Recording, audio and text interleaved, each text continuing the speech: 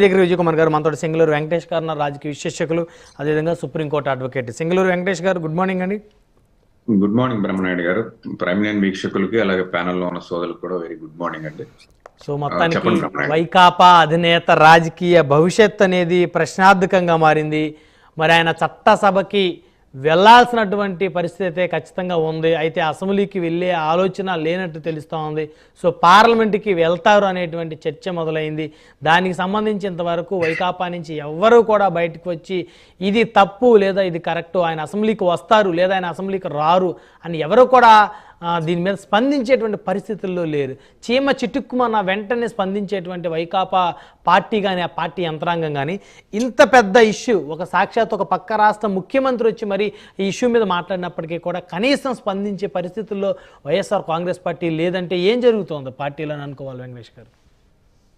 YSR Congress party బ్రహ్మాండంగానే ఉందండి. వాళ్ళు ప్రజలకి ఏదైతే కూటమి ప్రభుత్వం చేస్తానన్నటువంటి హామీలు కానివ్వండి, అలాగే సంపద సృష్టిస్తామని చెప్పేసి గత నెలలో 10,000 కోట్లు అప్పు తీసుకొచ్చినటువంటి విధానాన్ని కానివ్వండి, అలాగే ప్రభుత్వం ఆల్రెడీ ఉచిత ఇసుక అలాగే అని చెప్పేసి ఒక హామీ ఇచ్చి ఆ హామీని రేట్లు తగ్గించి మేము గత ప్రభుత్వంతో పోల్చుకుంటే ఇప్పుడు తక్కువ ధరకే ఇసుకిస్తున్నాము అనేటువంటి ఒక వ్యవహారాన్ని కూడా అటు సోషల్ మీడియాలో కానీ వాళ్ళ మెయిన్ స్ట్రీమ్ మీడియాలో కానీ చాలా ర్యాపిడ్ స్పీడ్లో ప్రభుత్వానికి వ్యతిరేకంగా వాళ్ళు చేయాల్సినటువంటి కార్యక్రమాలను వాళ్ళు చేసుకుంటున్నారు.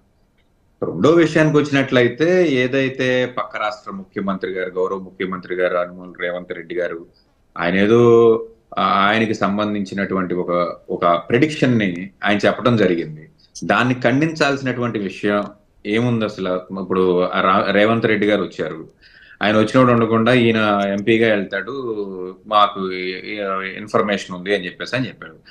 క్రెడిబిలిటీ లేని ఇటువంటి న్యూస్ని గాలిపోగు చేసి గోల చేసుకుని లేకపోతే వాళ్ళు ఏదో మన మీద పోసారు కాబట్టి మనం దాన్ని తుడుచుకునే ప్రయత్నం చేయాల్సినటువంటి పరిస్థితిలో వైఎస్ఆర్ కాంగ్రెస్ పార్టీ ఉందని నేనైతే అనుకోవట్లేదు. దీనికన్నా వెంకటేష్ గారు ఎవరో దారిని పోయే దానయ్యలో మాట్లాడే మాటలు కాదు.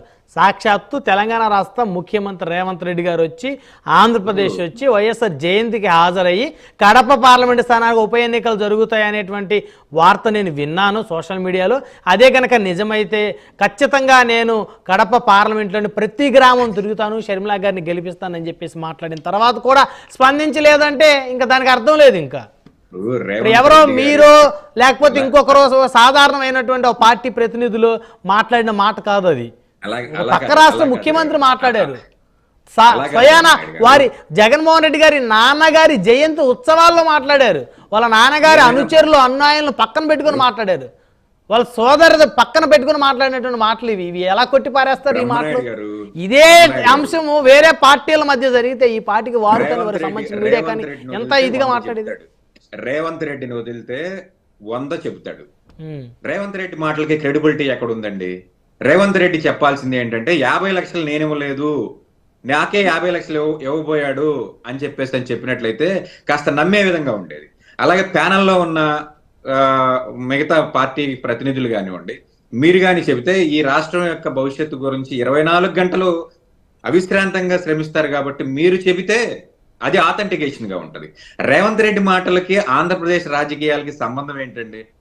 ఆయన ఏదో కలగని మన జగన్మోహన్ రెడ్డి గారు అసెంబ్లీ నుంచి రావట్లేదు, లేకపోతే లోక్సభకు వెళ్ళబోతున్నాడు, మరొకటి లేకపోతే జగన్మోహన్ రెడ్డి గారు అమెరికా వెళ్ళబోతున్నాడు అని ఏదో ఆ గాలి వార్తలని చెప్తే ఆ మాటలకి క్రెడిబిలిటీ, దాని మీద టీవీ డిబేట్లు, మళ్ళీ దాని మీద వైఎస్ఆర్ పార్టీ వాళ్ళు ఖండించలేదనేటువంటి ఒక అపవాదులు ఇవన్నీ అవసరం లేదు. రేవంత్ రెడ్డి గారి మాటలకి ఈ రాష్ట్ర రాజకీయాలకి ఎటువంటి సంబంధం లేదు. ఆయనతో ఏదో ఆయన ఒక పప్పెట్ లాంటి వాడు. ఆయనకి ఇక్కడికి వచ్చి ఏం మాట్లాడమంటే ఈ రాష్ట్ర స్థితిగతుల గురించి అది మాట్లాడతాడు. అంతేగాని ఆయన చెప్పింది ఆథెంటికేషన్. ఇప్పుడు ఆయనకి తిరుమలలో వాటా కావాలి, మచిలీపట్నం పోర్టులో వాటా కావాలి, లేకపోతే ఇక్కడ ఉన్నటువంటి కరెంటు సంబంధించి ఆయనకి వాటాలు కావాలి, అలాగే హైదరాబాద్ లో ఆయన వాటా ఇవ్వడు. ఇవన్నీ కూడా క్రెడిబుల్, మనం చర్చించాల్సిన విషయాలు ఇవి. జగన్మోహన్ రెడ్డి లోక్సభకి వెళ్తాడా, లేకపోతే పార్లమెంట్ లో ఆయన కేంద్ర మంత్రి పదవి తెచ్చుకుంటాడా, లేకపోతే ఇంకోటి హూ ఈజ్ హీ ఆయన చెప్పడానికి. ఇప్పుడు టీడీపీ అధికార ప్రతినిధి గారు చెప్పినా, జనసేన అధికార ప్రతినిధి గారు చెప్పినా దానికి క్రెడిబిలిటీ ఉంటుంది. జగన్మోహన్ రెడ్డి గారు ఇక్కడ నుంచి అక్కడికి వచ్చాడు, బీజేపీతో ఆల్రెడీ మాటలు జరిగినాయి, ఆయన లోక్సభకు వచ్చేటువంటి ఒక పరిస్థితి ఉంది అని చెప్పేసి జరగలేదని మీరే చెప్తారు, జరుగుతున్నాయేమో, జరుగుతాయేమో. ఉండండి, ఎన్డీఏ కూటమిలో ఉన్న వాళ్ళు ఎవరైనా చెబితే దానికి ఆథెంటికేషన్ ఉంటుంది. ఎన్డీఏ కూటమిలో బీజేపీ పార్టీతో పాటు వీళ్ళు ఈ ఇరు పార్టీలు, జనసేన పార్టీ, టీడీపీ పార్టీ కూడా భాగం కాబట్టి వారి మాటలు మనం క్రెడిబిలిటీగా తీసుకోవచ్చు. Who is Revanth Reddy? రేవంత్ రెడ్డి గారికి ఉన్నటువంటి అర్హత ఏంటి? ఈ రాష్ట్రం గురించి మాట్లాడే అర్హత. ముందు ఆయన ఏదైనా మాట్లాడాలంటే తిరుమల అందరికీ సంబంధించినది. తిరుమలలో వాటా అడగటం ఏంటండి? ఏ రకంగా అడుగుతారండి? తిరుపతిలో, హైదరాబాద్ లో వాటా మనం అడిగామా? 10 సంవత్సరాలు ముగిసిన తర్వాత మనం దాని గురించి ఈ రోజు వరకు ఈ రాష్ట్ర ప్రభుత్వం మాట్లాడింది లేదు. ఆయన తిరుపతి గురించి మాట్లాడుతూ ఉన్నాడు, దాని గురించి మనం డిబేట్ పెట్టాలి. అంతేగాని జగన్మోహన్ రెడ్డి లోక్సభలో వెంకటేష్ గారు లేకపోతే ఇక్కడ అసెంబ్లీలో ఉన్న, అసెంబ్లీకి వచ్చే పరిస్థితి ఏంటి? అసెంబ్లీకి ఖచ్చితంగా జగన్మోహన్ రెడ్డి గారు వస్తారండి, అందులో మీరేం మొహాట పడాల్సిన పని లేదు. ఆయన అడిగింది ఏంటి? ఆయన ఒక లెటర్ రాశాడు, అయ్యా ప్రతిపక్ష హోదా ఇవ్వటానికి మీకు చట్ట ప్రకారం ఎటువంటి అభ్యంతరాలు లేవు, కాన్స్టిట్యూషనల్ లో ఎటువంటి అభ్యంతరము లేదు అని చెప్పేసి, కాన్స్టిట్యూషన్ లో ఎటువంటి అభ్యంతరము లేదు, అది కేంద్ర ప్రభుత్వానికి సంబంధించింది. ఆల్రెడీ ఢిల్లీలో ఇచ్చారు కదా, ఢిల్లీలో 3 సీట్లు ఉన్న బీజేపీ ప్రభుత్వానికి ప్రతిపక్ష హోదా ఇవ్వాలి అని ఏమన్నా రూల్ ఉందంటారా చట్టంలో? ఎందుకంటే మీరు సుప్రీంకోర్టు అడ్వకేట్ కాబట్టి లేదు కదా. లేదు, ఇవ్వాలి. మరి అసలు 175కు 175 సాధిస్తా, ఒక్క సీటు కూడా నేను ఎవరిని గెలవనించే పరిస్థితి లేదు అన్న పెద్ద మనిషి ఈ రోజు ప్రతిపక్ష హోదా యాచించే స్థాయిలో ఉన్నారు కదా. బ్రహ్మనాయుడు గారు ఎలక్షన్ ముందు, ఎలక్షన్ తర్వాత, ఎలక్షన్ ముందు వైనాట్ పులివెందుల అన్న వాళ్ళు కూడా ఇక్కడ ఇదే ప్యానెల్ లో ఉన్నారు కదా పార్టీలు. వైనాట్ పులివెందుల, వైనాట్ కుప్పం అన్న ఆయనకి 11 సీట్లు వచ్చినాయి. వైనాట్ పులివెందుల అన్న వాళ్ళకి ఏమొచ్చినాయి? పులివెందులను క్రాస్ చేశారా? కాబట్టి ఎలక్షన్ కి ముందు జరిగేది వేరు, ఎలక్షన్ తర్వాత జరిగేది వేరు. ఎలక్షన్ తర్వాత జరిగింది ఏంటంటే ప్రతిపక్ష హోదా ఉంటే ప్రజా సమస్యల గురించి మేము బలంగా ప్రశ్నించగలుగుతాం, మాకు 40% ఓట్ షేర్ ఉంది అని చెప్పేసి అని ఆయన కోరటం జరిగింది. ఇవ్వకపోవడం అనేది సభాపతి, ఆయన కాన్స్టిట్యూషనల్ పోస్ట్ లో ఉన్నాడు కాబట్టి ఆయన పెద్ద సింహం అయినా లేకపోతే ఒంటైనా గొర్రెైనా మనమేం పెద్ద భయపడాల్సిందేం లేదు. ఆయన కాన్స్టిట్యూషనల్ పొజిషన్ లో ఉన్నాడు. ఆయన గురించి బేషరతుగా మాట్లాడాడు. బేషరతుగా ఏం చెప్పాడు? ఒక వీడియో కూడా మేము చూడటం జరిగింది, విజయ్ కుమార్ గారు ఒక వీడియో కూడా మేము చూడడం జరిగింది. జగన్మోహన్ రెడ్డి ఓడిపోయాడు గానీ చచ్చిపోలేదు అని చెప్పి సాక్షాత్ ఆ వీడియోలో ఉన్నాడు. ఆయన ఖండించలేదు కాబట్టి ఇలాంటి ఒక పరిస్థితి చెప్పడానికి ట్రై చేశాడు తప్ప ఒక్క నిమిషం ఇప్పుడు అయ్యన్న పాత్రుడు గారిని చూసే కదా ఆయన రానంటా ఉన్నాడు. ఆయన క్లియర్ గా స్టేట్మెంట్ ఇచ్చాడు, ఒక ప్రెస్ మీట్ లో మాట్లాడాడు కదా ఆయన. ఉంటాడు జగన్మోహన్ రెడ్డి. వెంకటేష్ గారు, అయ్యన్న పాత్రుడు గారిని చూసి జగన్మోహన్ రెడ్డి గారు భయపడుతున్నారు అంటున్నారు ఇక్కడ, అంతేనా? జగన్మోహన్ రెడ్డి గారు భయపడే వ్యక్తి ఒక ప్రెస్ మీట్ లో జగన్మోహన్ రెడ్డి మాట్లాడాడు కదా, నేను అయ్యన్న పాత్రుడు ఉంటే క్లియర్ గా రాజకీయ పార్టీ పెట్టేవాడే కాదు, లేకపోతే ఎలక్షన్ లో ఒక్క నిమిషం అండి, ఎలక్షన్ లో ఓడిపోగానే అసలు ప్రపంచంలో అత్యంత విరుద్ధమైనటువంటి ఒక వ్యవహారం చేశారు చంద్రబాబు నాయుడు గారు. తెలుగుదేశం పార్టీ పుట్టుకే కాంగ్రెస్ కి వ్యతిరేకం. అలాంటి కాంగ్రెస్ పార్టీతో ములాఖాత్ అయ్యి ఎలక్షన్లకు వెళ్ళినటువంటి వ్యక్తి చంద్రబాబు నాయుడు గారు. ఓడిపోగానే కాంగ్రెస్ పార్టీలో విలీనం చేయొచ్చుగా. ఈ రోజు కాంగ్రెస్ పార్టీ అత్యంత బలంగా ఉంది బీజేపీ తర్వాత. ఒకనొకప్పటి పరిస్థితిలో లేదు. కాంగ్రెస్ పార్టీ వాళ్ళ నంబర్ గేమ్ లో ముందుంది. రేపొద్దున ఆగస్టు తర్వాత నవంబర్ లో ఏమైనా జరగవచ్చు అనే పరిస్థితి కేంద్ర పరిశీలక వర్గాలందరూ కూడా చెప్తున్నటువంటి ఒక పరిస్థితి. అలాంటి పార్టీతో ములాఖాత్ అవ్వచ్చుగా. జగన్మోహన్ రెడ్డి ఒంటరిగానే ఉంటాడు, జగన్మోహన్ రెడ్డి ఒంటరిగానే వెళ్తాడు.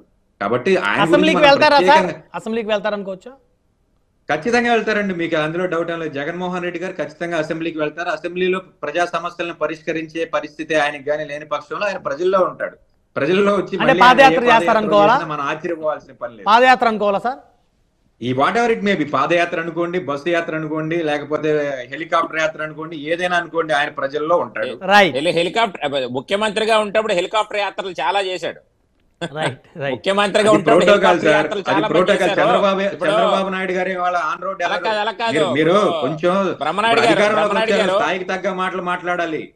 స్థాయికి తగ్గ మాటలు మాట్లాడాలి. ఇప్పుడు చంద్రబాబు నాయుడు గారు ఏమన్నా రోడ్డు మీద నడుచుకుంటూ వెళ్తారా? రైట్, చంద్రబాబు నాయుడు గారు కూడా ముఖ్యమంత్రిగా ఉన్నప్పుడు ఎవరైనా ప్రోటోకాల్ అండి, సరే తప్పదు. ప్రోటోకాల్ అది చంద్రబాబు నాయుడు గారు లేకపోతే వెంకటేష్ గారు, విజయ్ కుమార్ గారు 1 by 1 వస్తాను, కంక్లూజన్ తీసుకుంటా. 1 by 1 వస్తాను. సురేష్ గారు ఎవరున్నా వస్తా, విజయ్ కుమార్ గారు మళ్ళీ వస్తా. 1 by 1 ఆర్డర్ ప్రకారం వెళ్దాం. 1 by 1 వెళ్దాం. బ్రహ్మనాయుడు గారు ఒక్కసారి ఇప్పుడు ఆయన వైసీపీ తరపు నుంచి వకాలతో పట్టుకొని వచ్చినట్టుగా అనిపిస్తా ఉంది. ఆయన మాటలు, ఆయన వ్యవహారం, ఆయన గత 3 సంవత్సరాలు వాడు గుర్తుపెట్టుకోవాలి. మీరు మాట్లాడేటప్పుడు నేను మాట్లాడలేదు. ఒక్క నిమిషం, మీరు మాట్లాడేటప్పుడు నేను మాట్లాడలేదు. సమాధానం ఈ రోజు ఆయన మాట్లాడుతా ఉన్నాడు. గత 3 సంవత్సరాల నుంచి వైసీపీ తరపునే మాట్లాడుతున్నాం. ప్యానెల్ లో ఉన్న అందరికీ తెలుసు వెంకటేష్ తెలియకపోతే ఒకసారి అందుకే అడిగా బ్రహ్మనాయుడు గారిని, వైసీపీ నుంచి ఎవరు రాలేదా అంటే మీరు వచ్చారన్న సంగతి నాకు తెలియదు కదా. ఓకే రైట్, మీరు లేదండి, ఆయన న్యూట్రల్ గానే మాట్లాడతారు. వెంకటేష్ గారి న్యూట్రల్ గానే అభిప్రాయం